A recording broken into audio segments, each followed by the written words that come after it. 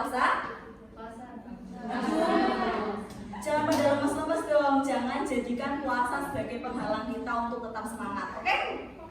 Oke, biar semangat kita tetap semangat dulu ya. Tepuk semangat. Semangat.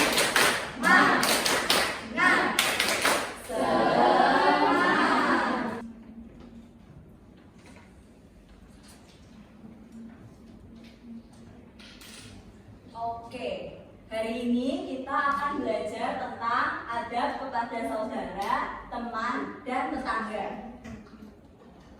Coba teman-teman semuanya amati gambar yang ada di layar. Itu ada gambar ibu-ibu, dua ibu sama satu anak. Kira-kira mereka lagi ngapain nih? Mau pulang. Ya, mau pulang. Terus mau pulang dari apa kira-kira? Iya, mau pulang habis bertamu atau menjalin silaturahmi. Coba, apa itu saudara, teman, dan tetangga? Ada yang tahu apa itu saudara, apa itu teman, dan apa itu tetangga? Ada yang tahu? Gak ada? Gak ada yang punya saudara? Punya. Oke. Saudara adalah orang yang masih memiliki hubungan kerabat dengan kita sampai garis keturunan ke-7 masih diikatkan saudara atau kerabat, meskipun ada yang disebut saudara dekat dan ada yang disebut saudara jauh. Paham? Ada punya saudara kan? Punya. Kalau kita itu termasuk saudara nggak? Saudara? Nah, kalau teman apa? Teman adalah orang yang pernah bergaul dengan kita, ada di sekitar kita dan sering bertemu dengan kita. Ya, kayak misalnya Mbak Drusila sama Mbak Sahat itu berteman. Selanjutnya ada tetangga. Tetangga adalah orang yang rumahnya atau tempat tinggalnya dekat dengan rumah kita. Jika tetangga masih satu RT atau rukun tetangga, itu disebut dengan tetangga dekat. Tapi kalau tetangganya satu RW, itu sudah disebut sebagai tetangga agak jauh atau tetangga jauh. Nah, berikut adalah dalil perintah adab kepada saudara, teman, dan tetangga. Ini ada di surat An-Nisa ayat 36. Ayo, siapa yang membacakan? Siapa? Ayo, tak tunjuk aja ya. Mbak Sahat?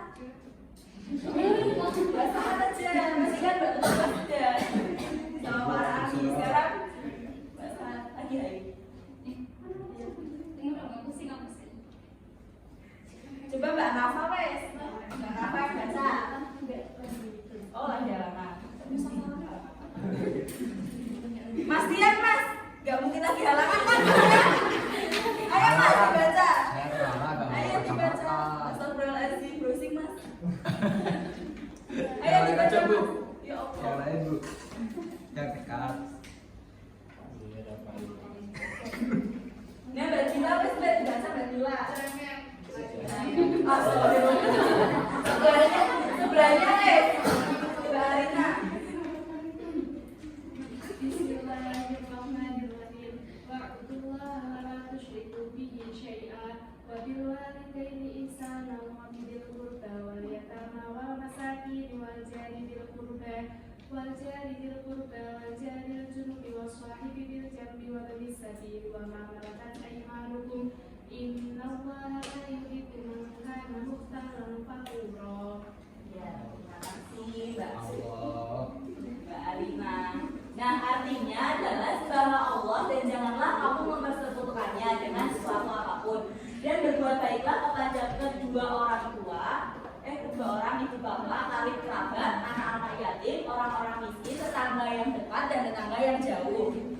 Dan teman sejawat, Ibnu Sabil dan hamba saya hamba, sesungguhnya Allah tidak menyukai orang-orang yang sombong dan membangga-banggakan diri. Jadi teman-teman semuanya jangan sombong dan bangga-banggakan diri ya, karena itu tidak disukai oleh Allah Subhanahu wa Ta'ala.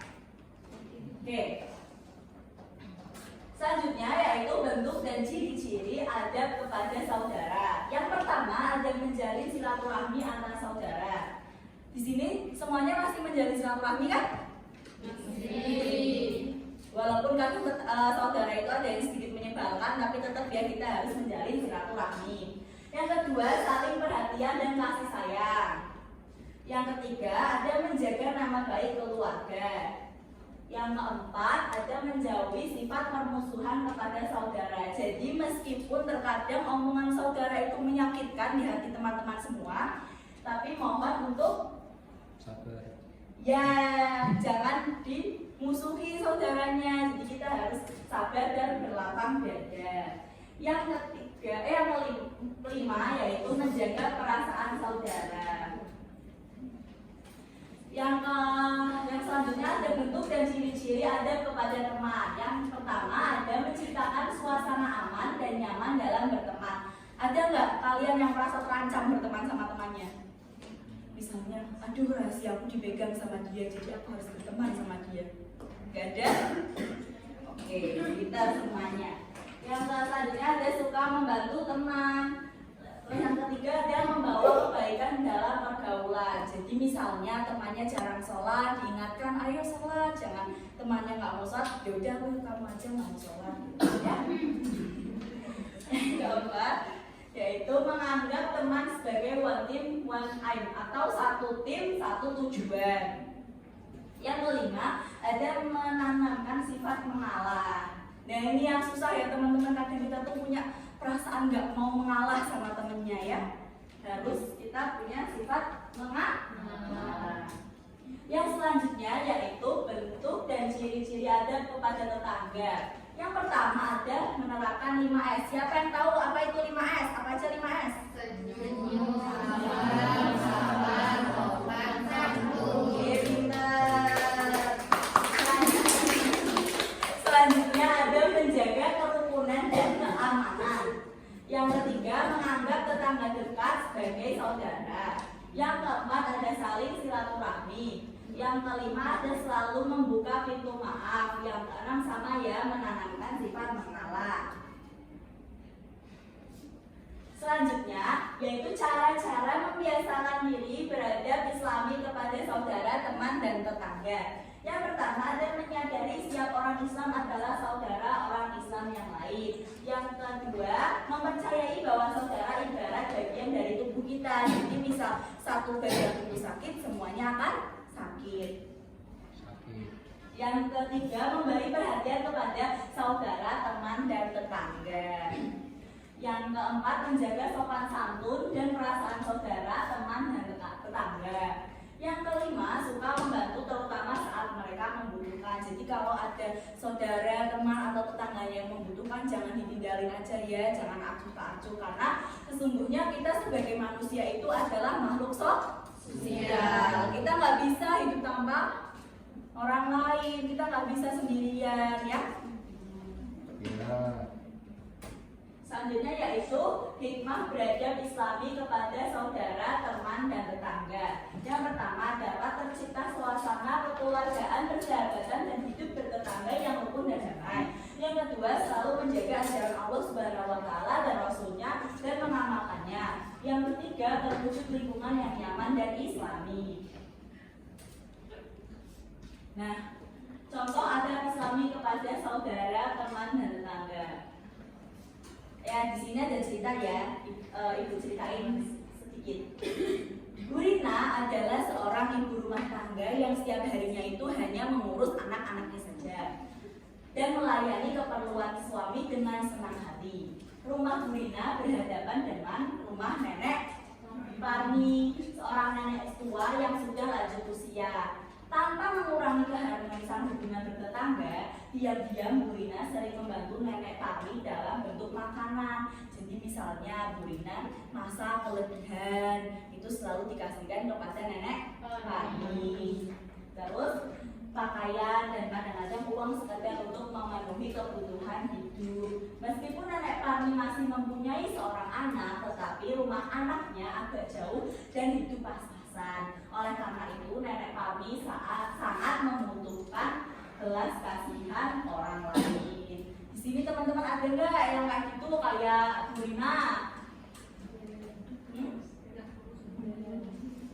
Tapi belum ya, belum mengurusi suami dan anak-anaknya ya, teman-teman masih sekolah. Tapi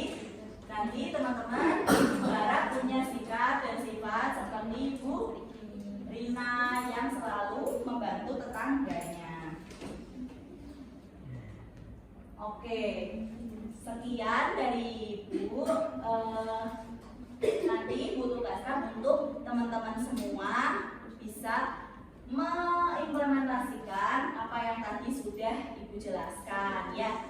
Nanti minggu depan didiskusikan dan dipresentasikan sama teman-temannya. Seperti itu.